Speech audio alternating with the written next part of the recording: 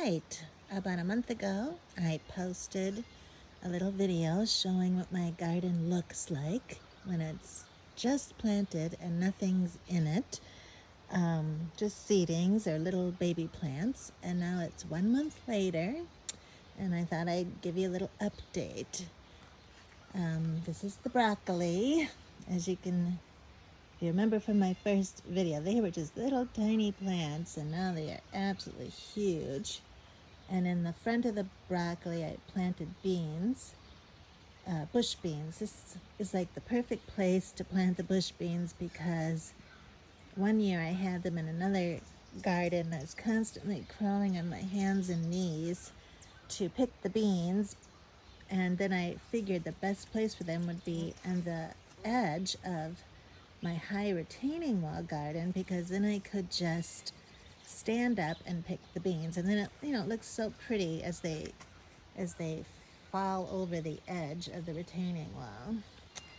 In this garden, I had some extra potatoes I didn't know what to do with, and they grew pretty well, but I lost a couple potato plants in here. They either got root rot and died off, or they didn't come up at all. So then I reseeded. I just decided, well, I'm not going to waste this space. So I got a little nasturtium in there, in the middle there, and then I reseeded some parsley, some cilantro, and some more lettuce.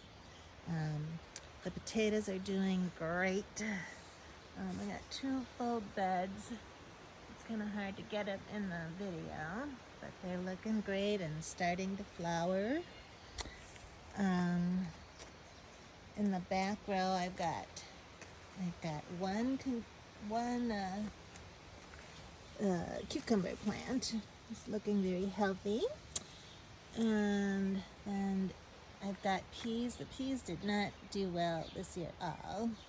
Just a few stragglers, really, but I have so many peas left over from last year's garden that I didn't even use, so I'm not concerned about it. All the carrots are really slow growing for me, but those look good. And then onions. And then over here,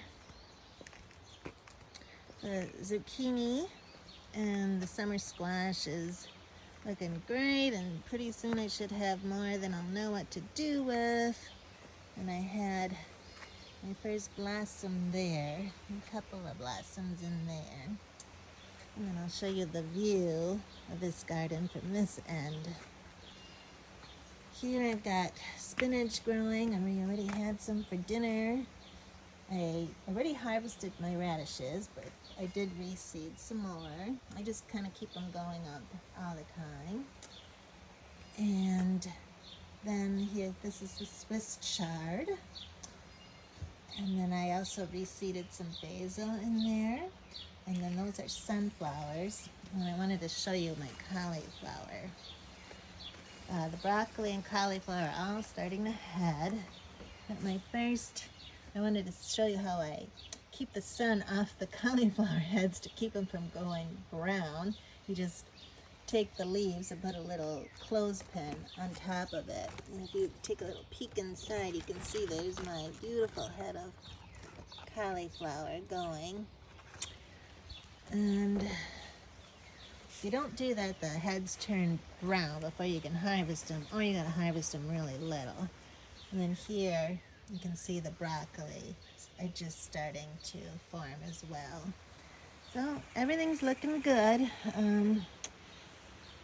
We've only had rain twice. I know Eau Claire's had a lot more, but we've only had rain twice in this drought. But I have leaf mulch down, which helps retain moisture.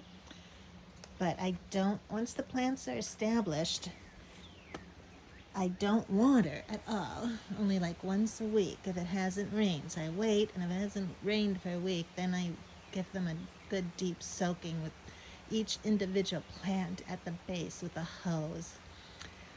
When they're little, when I just plant them, I have to water them every day, or they'll die because they don't have a root system. But now that they're so big and huge and they've got a nice root system, I don't have to water them more than once a week.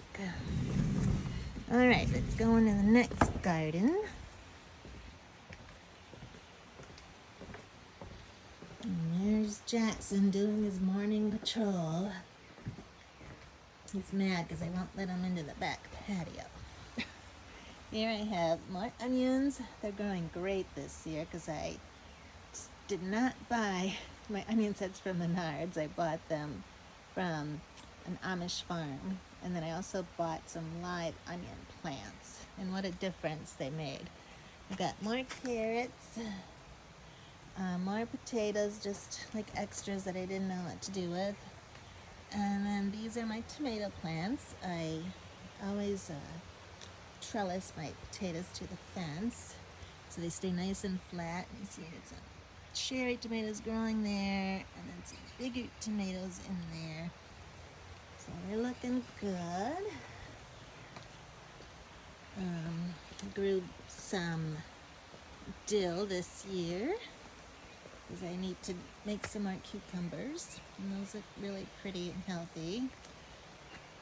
And then this is my squash. I think that's acorn squash, and I'm trying to get it to grow up the fence so that there won't be any on the ground, because if I let it go on the ground, it literally will smother everything in the garden, and so far it's working very well. These are all peppers. I lost another one. It had some stem rot or whatever, so I made sure to pull the leaf mulch away from the base of the plant and the rest of them, so I don't lose any more. I lost like 4 pepper plants this year because when I first planted them, it was too it was like too hot at the time of year to plant plants and baby plants, and so they just kept wilting no matter how much I watered them, and then like 3 died that way, and then I lost this one to the stem rot. See, I have problems too. Everyone thinks, oh, I can't garden. If you garden, you're going to have problems. You're going to have insects and animals and disease, and but you always seem to have enough produce left over no matter what happens. Even the best of us gardeners have problems. More squash over there, and then these peas did the best. I harvested, beets are right here. They're looking good. I harvested my first beet yesterday, and I cooked it, but I didn't eat it yet, so I don't really like beets. I grew them because I wanted to juice them, but nothing else is ready to juice, like cucumbers and zucchini and tomatoes, things you need to juice. But there was one beet that was ready, and so I just pulled it and baked it, and maybe I'll try it later. And then this garden is a huge disappointment. My husband did this garden for me, and we don't know what's going on. The kale is looking amazing, this new kale I bought, but everything else is looking kind of sickly. It hasn't grown, and it makes no sense because this is a brand new garden.